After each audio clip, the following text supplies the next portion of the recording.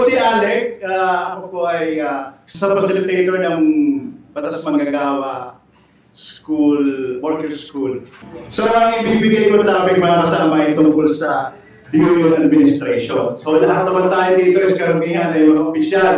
Ito is usually parang nagpupulong yung mga manggagawa. Ito yung nagtatrabaho yung sa union office yung inyong. Nagpupulong yung union at nagtatalo-talo tungkol siguro sa patakaran. Siguro meron pang kilos nagsasabi, nagbibigay ng instruction. Ito ay nagtatalakay posible ng mahabang patakaran na tulog na yung mga opisyal. Gusto natin bigyan kahulugan ano yung tatalakay natin ngayon, union administration. Narinig niyo ba yung union management? Ang pangangasiwa ay administration. Ang management ay pamumuno o pamamahala. Halimbawa, yung administrasyon, yung supervision sa actually, ito yung pagpapatupad ng plano. Sino nagpapatupad ng plano, mga kasama? Executive officer, ano yung kanyang makinarya para sa pagpapatupad? Board resolution, yung proseso para maging patakaran. Para mas klaro, ang union administration, ito yung pagpapinapatupad yung planong. Ang union administration is actually leadership to. Ito yung nagbubuo, nag-iisip kung ano ang mga programa at plano para sa union at para sa kanyang mga miyembro. Pangasiwa, yung administration supervision. Sa saklaw niya, halimbawa, sa saklaw, mas limitado kasi nakatuon lang siya sa ginagawang araw-araw ng union. Katulad nung sinasabi niyo, pagbabantay o ano paman. Sa pamamahala, mas malawak kasi ito yung pagpaplano. So, base sa ating pagtalaya, ang union administration ay tumutulong sa pamamahala, pangasiwa ng union, ng mga manggagawa para itaguyod ang karapatan, kapakanan, at kagalingan ng mga miyembro ng union. Sa pamamagitan ng functional union administration, napapanatili umaagap, tugon, at paglutas sa mga issue na may kinalaman sa trabaho at lugar paggawa. Based sa ating discussion, gagawa tayo ng workshop ngayon bago tayo pumunta sa mga principles para madali. Okay? So, hahatiin natin sa tatlo, mga kasama. Di ba yung mga kasama, ang purpose natin para tayo nag-recruit is para at least mas lalong mapalalim pa yung inyong ugnayan sa iba't ibang mga kasamahan. Okay, so ang ating workshop, ang layunin is patukoy kung ano ang mga kailangan ng pamuluan para gumana ng mahusay. Okay? So, yun layo na ating workshop ngayon. Lahat ng ano. So, bawat grupo ay mayroong bibigyan kayo ng meta card. So, ang gagawin nyo, isasagutan nyo yan, mga kasama. Sasagutan nyo. Mamaya sabihin ko yung question. Sasagutan nyo yan, tapos ipapaskil nyo rito kung anong grupo kayo. Okay? So, after yung masagutan yan, pipili yung grupo nyo ng tatlong major na sinulat. Tatlo na mayor na aspeto na sinulat nyo. So, sabihin, sa dami nyo na yan, marami kong nilagay, pipili kayo ng tatlo. So, para maging maayos, kailangan pumili kayo ng mamumuno sa inyo. Magbabalakas kayo ng simpleng plano. Lahat naman ay marunong gumawa ng plano. Makasama, lahat tayo nagpaplano kung paano mamaski yung kapitalista, di ba? So, gagawin simpleng plano. Mula sa napili yung tatlong aspeto, mayon na aspeto na yung sinulat ng grupo nyo. Tapos, ipipresent niya dito sa kapulungan. I-discuss yung nilalaman. So, dahil tayo ay nasa may oras, so gagawin natin yan sa maiksing panahon. Okay? So, yung pagsusulat, kaya mo na 5 minuto? Mag-isip na kayo kasama. Sulat nyo lang. Meron pa dito panulat. Sasagot nyo lang, actually, praise lang yan, dalawa, tatlong word lang yan. Kaya lang yung gagawin. So, yung tatlong yung napili, ang plano is paano nyo gagawin. Di ba? Okay. So, sa dulo, ano yung inaasahan nyo? So, ito yung tanong. Ano ang kailangan ng papanuan ng union para maging epektibo? Ano kailangan ng union para maging epektibo? Mga kasama, meron dito meta, sulat kayo. Sige po, hindi mo kailangan sentence yan. Mga 2 word lang yan, 3 word. Ang sagot nyo dyan. Ano ang kailangan ng pamunuan ng union para maging epektibo?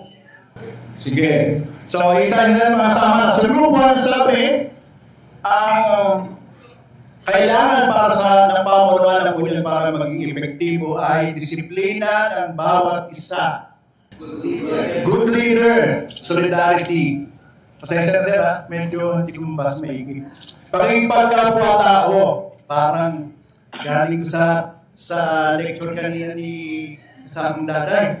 Okay, solidarity, maging aktibo ang bawat opisyal, pag-aaral, strong leadership, unity, disiplina sa pagsunod sa patakaran, matibay na pagkakaisa ng miyembro, ang lakas ng unyon, madaan ang dedikasyon ng mga miyembro, need higher level of solidarity at kolektibong pagkilos, regular na membership, drive at training. Sabi ng Group 2, ang kailangan ng pamunuan ng unyon para maging epektibo ay pagkakaisa, pagkakaunawaan.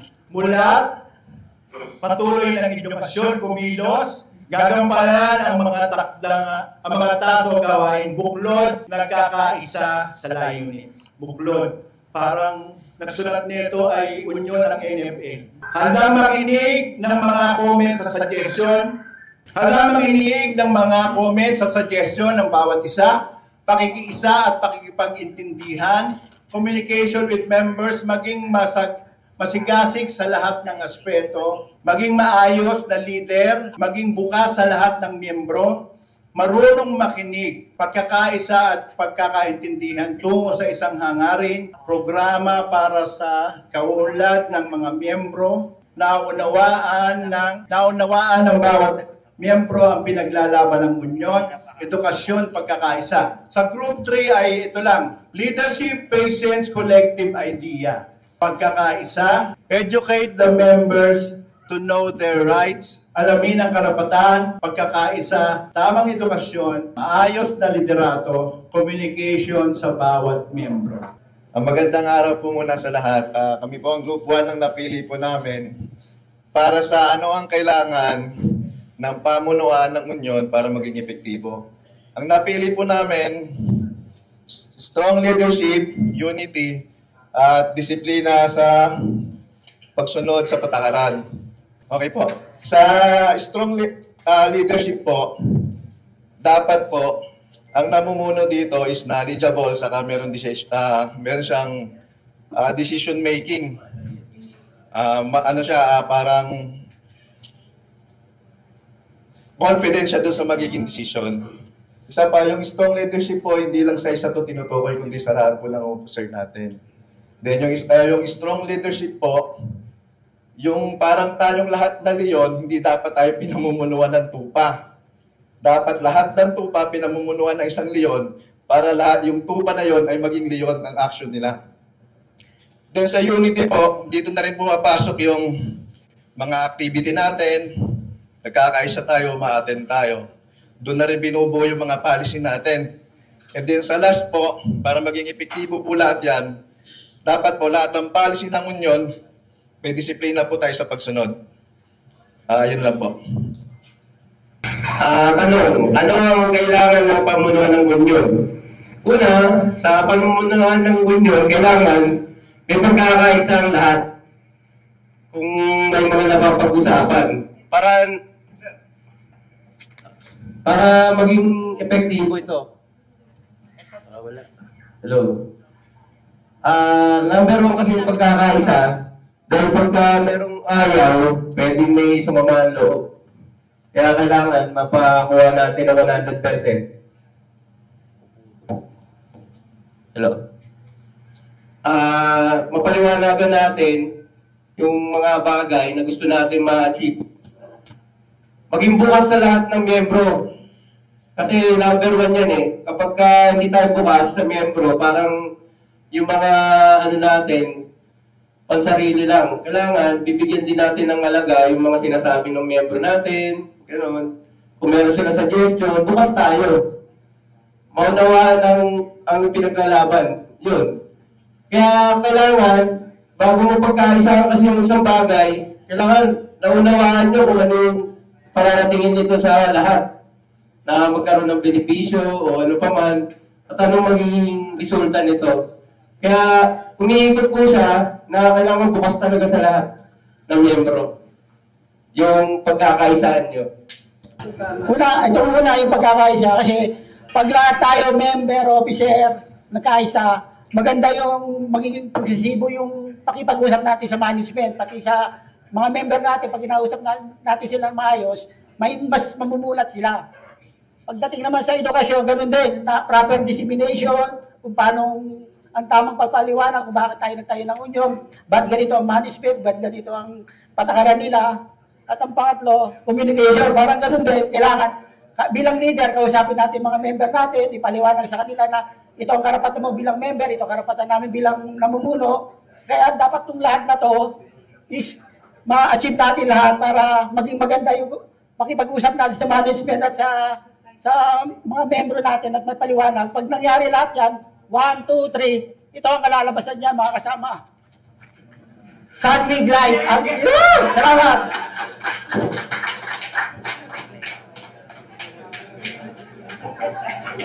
Siyempre hindi ako pwede sa Miguel, sumasakit ang buto ko dyan. Sige mga kasama. So, ito yung nakita nyo na kailangan para maging epektibo ang ating union. So, either ito ay pinapatupad nyo na o binabalak nyo lang ipatupad or nasa drawing board nyo na. Pero mukhang hindi naman nagkakalayo yung inyong mga nakikitang suliranin. Di ba kasama? So, after this, magdidiscuss tayo ng principles o yung prinsipyo ng pamamahala ng union. So, ang pwedeng reflection natin dito mga kasama sa ating ginawa ito. Sa bawat union, ang pamunuan ay nagsisilbing gabay, tagapagtanggol at tagapagtaguyod ng kapakanan ng mga kasapi. Ngunit hindi sapat ang posisyon o titulo upang maging effective. Kailangan taglayin ng pamunuan ang katangian, nagpapalalim sa tiwala, pakikilahok at pagkakaisa. Karugtungan nila, ang union administration ay sumasaklaw sa pag-organisa, pagpapatakbo, pagtiyak na maayos ang ugnayan ng mga miyembro, pamunuan ng union at employer. Kabilang dito ang mga sumusunod na paksa, prinsipyo, tungkulin ng pamamahala sa union, proseso ng pamamahala sa union, pagpapalakas ng partisipasyon ng mga kasapi. So, ang pwedeng reflection natin dito mga kasama sa ating ginawa ito. Sa bawat union, ang pamunuan ay nagsisilbing gabay, tagapagtanggol at tagapagtaguyod ng kapakanan ng mga kasapi. Ngunit hindi sapat ang posisyon o titulo upang maging effective. Kailangan taglayin ng pamunuan ang katangian, nagpapalalim sa tiwala, pakikilahok at pagkakaisa. Karugtungan nila, ang union administration ay sumasaklaw sa pag-organisa, pagpapatakbo, pagtiyak na maayos ang ugnayan ng mga miyembro, pamunuan ng union at employer. Kabilang dito ang mga sumusunod na paksa, prinsipyo, tungkulin ng pamamahala sa union, proseso ng pamamahala sa union, pagpapalakas ng partisipasyon ng mga kasapi. Ang organizational chart ay isang istruktura ng isang organisasyon kung sino, para malaman kung sino ang nasa posisyon ng pamunuan, sino ang may pananagutan sa kanino, at paano dumadaloy ang komunikasyon at otoridad sa loob ng organisasyon. Ito yung traditional na organizational chart. Makikita nyo ito sa opisina ng gobyerno, sa barangay, sa LGU, sa barangay, at sa corporate hierarchical organizational chart. Dito pinakikita yung kapangyarihan, yung otoridad, yung daloy ng kapangyarihan at otoridad mula sa Pangulo, sa iba't ibang posisyon, hanggang sa baba. Executive Board, sinusulat niya into policy yung na-approve na patakaran ng General Assembly o General Program ng Assembly. Ang magpapatupad ay EXICOM. Ngayon, anong papel nitong mga membership, finance, education, communication? Anong papel niya? So si Executive Board nagplano ng patakaran, ipapatupad na EXICOM. So tandaan nyo, yung Executive Board, trabaho niya gumawa ng general policy. Ang trabaho ng komite is gawing specific yung mga nabuong general policy. Halimbawa, sabi sa Executive Board, kailangan natin magkaroon, tayo ay lilikom ng 100,000 piso sa loob ng ganitong panahon. Siyempre, pagka gumawa ng patakaran, mga alituntunin, kailangan natin itong i-disseminate, palaganap. So, pwedeng sa pamamagitan ng edukasyon at informasyon. Magiging effective yung patakaran kung ito ay naintindihan, klaro doon sa mga kasapi. Yung patakaran, kaya natin pinapaalam sa mga miyembro, ang pagpapalakas ng tiwala ng mga manggagawa sa union ay nakasalalay doon sa ating feedback mechanism. Pantay-pantay na pagpapatupad. So yung patakaran dapat ng union ay walang kinikilingan, walang palakasan. Ang sinumang lumabag, maging opisyal man o karaniwang miyembro ay dapat managot sa tinakdang proseso. Bukas ang pamunuan sa nabuong desisyon, paggamit ng pondo at programa sa union. Transparency. So dapat yung mga patakaran, ang nagiging direksyon nito is na pagkakaisa. So nagiging pundasyon ito ng pagkakaisa. Kaya nga tayo gumagawa ng programa at patakaran. Ang lain niyan is paano natin palalakasin, pagkakaisahin yung ating samahan, yung ating kasapi. At paano inilalaban ang karapatan ng bawat isa. Pakikilahok o yung partisipasyon ng bawat kasapi.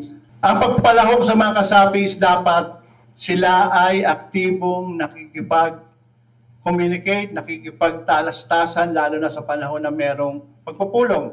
Kasi sa pamagitan doon is yung paglahok nila, yung partisipasyon nila doon sa pag-uunyon is nagiging mas malalim.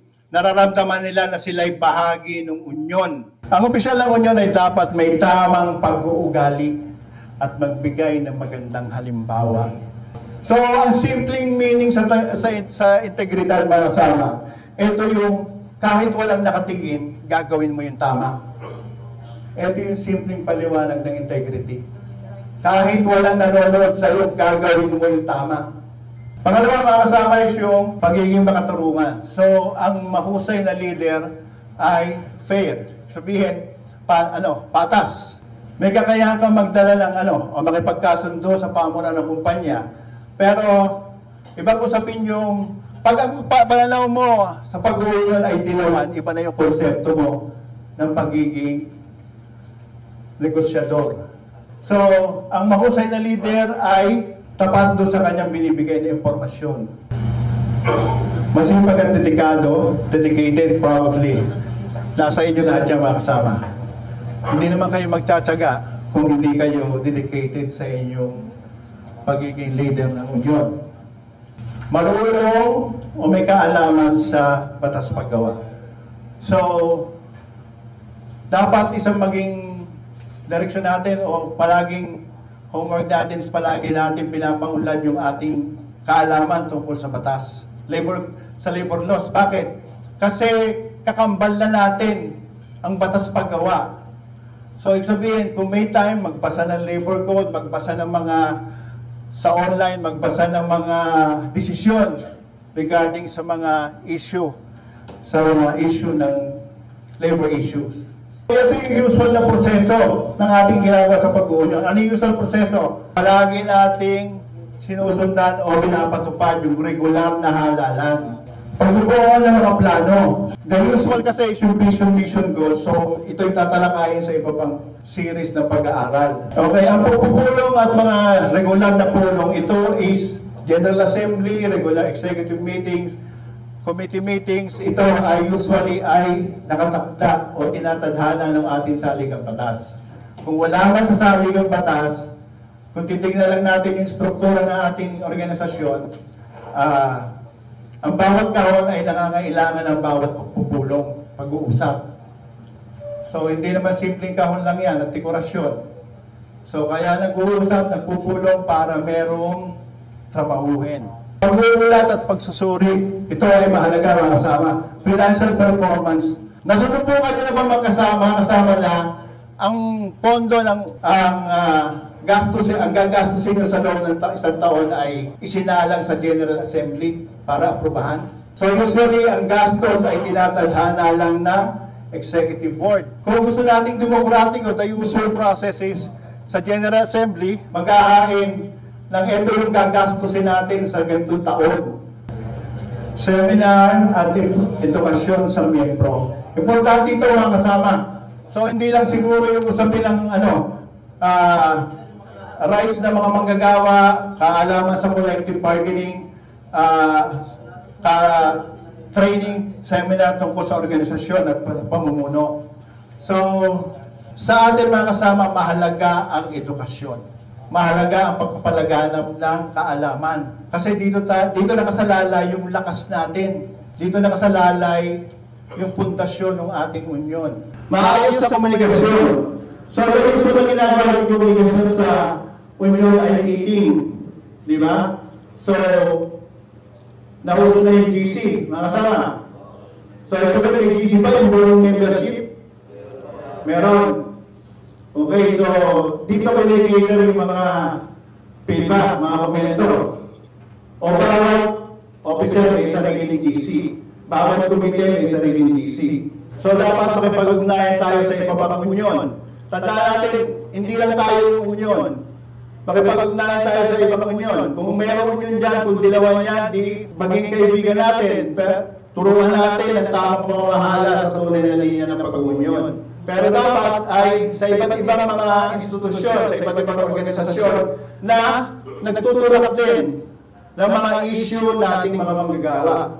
So, nakipag-ugnayan din tayo sa iba't ibang organisasyon na nagtutulak ng mga pambayang usapin. Tandaan natin, kung wala lang tanong mga kasama, natapos ko na yung aking segment para sa training na ito. Muli, isang magandang hapon at maraming salamat.